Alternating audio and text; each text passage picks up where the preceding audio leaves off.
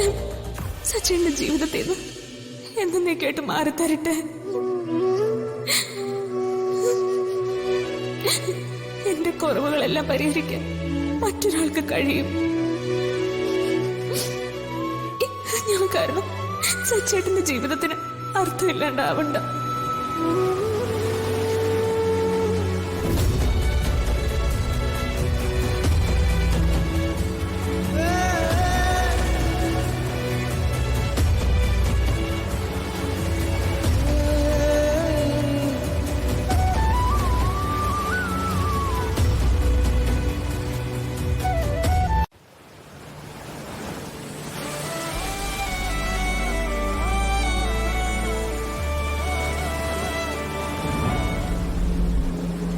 Sir,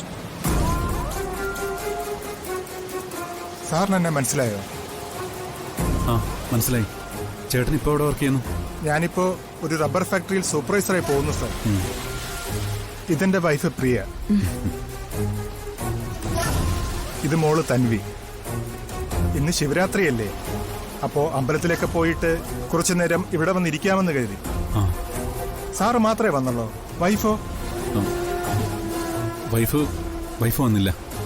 ഞാൻ വൈഫിനെ കണ്ടിരുന്നു, സംസാരിക്കാൻ പറ്റിയില്ല. ഇവളും മോളും ഇവളുടെ വീട്ടിൽ നിൽക്കുമായിരുന്നു.